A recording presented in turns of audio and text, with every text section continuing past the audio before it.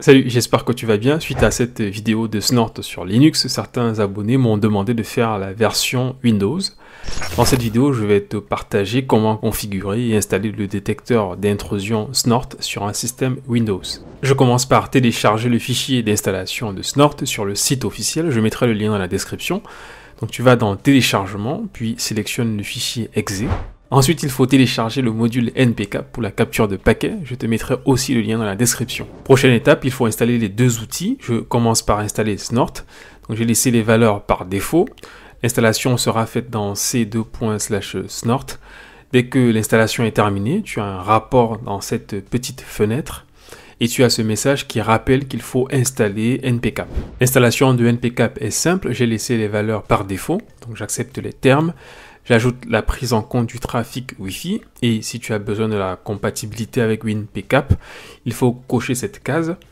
Donc voilà, l'installation est terminée. Snort a été installé dans le répertoire C de points. Pour afficher la version installée, tu peux lancer l'invite de commande puis te déplacer dans le répertoire de Snort et exécuter cette commande.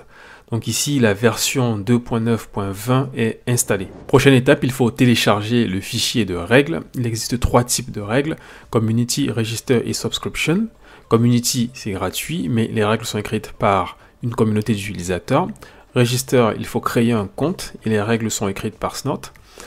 Et pour Subscription, il faut un abonnement. Donc si tu veux savoir quels sont les prix, tu peux cliquer sur ce bouton. Et les règles sont écrites par Snort également.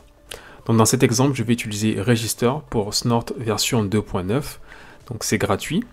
Après m'être authentifié, tu as cette liste de règles. Tu peux récupérer la dernière version. Et pour extraire ce fichier GZ, je vais télécharger l'outil 7-zip. Donc je mettrai aussi le lien dans la description. J'installe donc 7-zip, j'ai laissé les valeurs par défaut. Ensuite, il faut extraire le fichier GZ, puis le fichier tar avec 7-zip. Il faut copier les fichiers de preproc rule vers c:/snort rule, preproc rule. Mais avant, tu peux copier ces fichiers dans un dossier dans tes documents pour les sauvegarder.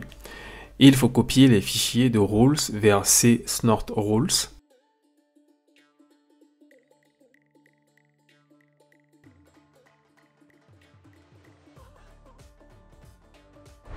Et pour chaque fichier, cette page te donne le détail ou le rôle de chaque règle. Je mettrai aussi le lien dans la description. Je vais faire une petite parenthèse sur les règles Snort.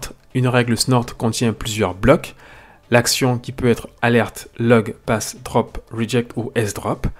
Alerte par exemple permet de générer une alerte et d'enregistrer le paquet. Drop permet de bloquer le paquet. Le prochain bloc c'est le protocole qui peut être TCP, UDP, ICMP, etc. Ensuite, tu as l'adresse IP source qui peut être une variable déclarée dans le fichier de configuration de Snort. Je reviendrai plus tard sur ce point. Puis tu as le port source, c'est aussi une variable. Cette flèche indique la direction du trafic.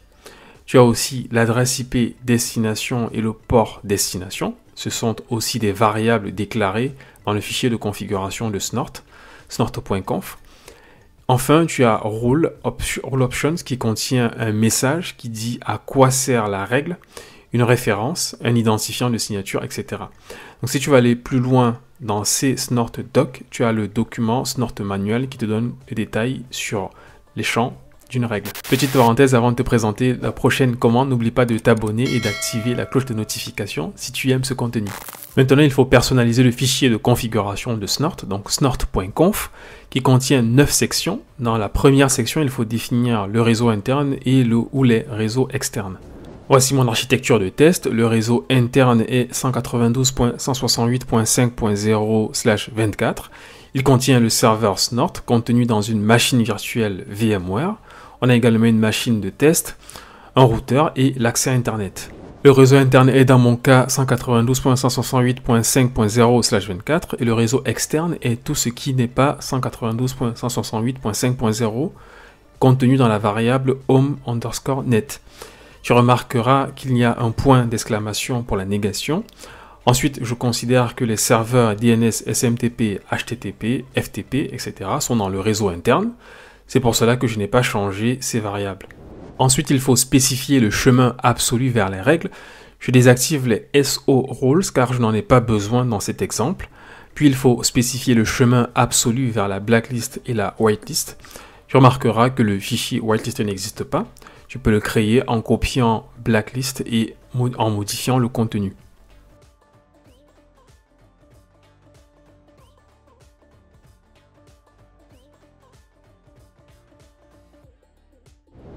Puis à la fin de la section 2, il faut définir le répertoire pour les logs ou fichiers journaux. Dans la section 3, il faut définir le chemin absolu vers le moteur de détection. Tu as juste besoin de changer ces deux lignes par ces deux répertoires dans csnort. Il faut commenter cette ligne car nous n'en aurons pas besoin pour le moment.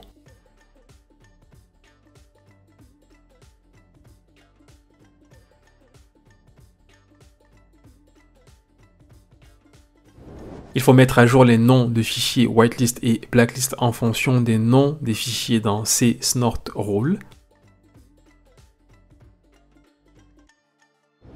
Dans la section 7, il faut mettre à jour le chemin absolu vers les règles. Pour cela, tu as juste besoin de remplacer ce slash par anti-slash.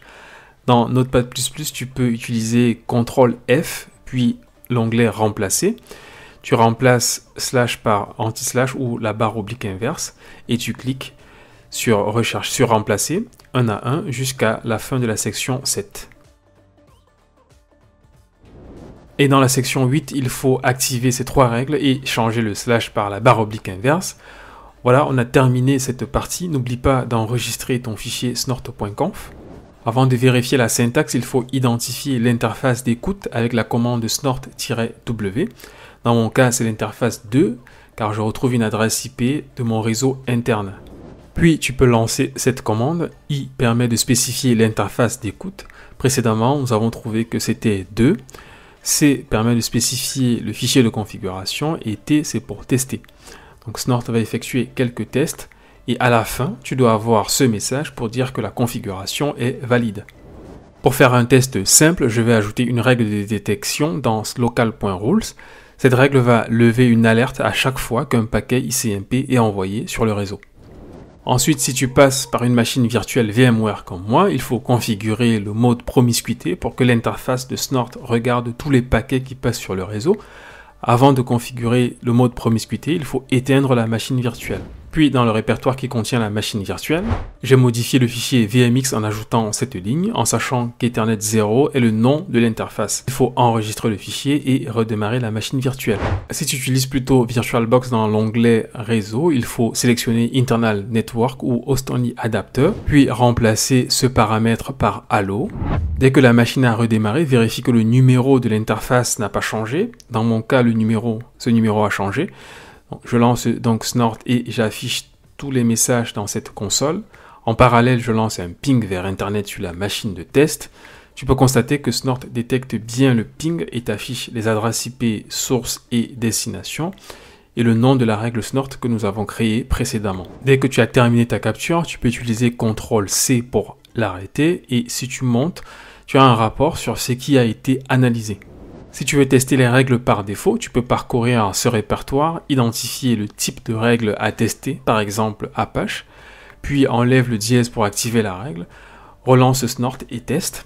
Attention, pour que le trafic matche, par exemple cette règle, il faut que ce soit un flux qui vienne de l'extérieur, ou bien tu peux écrire ta propre règle. Enfin, tu peux utiliser snort-h pour avoir la liste des commandes disponibles. Voilà, c'est tout pour cette introduction sur Snort. J'espère que tu as aimé ce contenu. Si tu veux installer Snort sur Linux, je te recommande cette vidéo. À bientôt.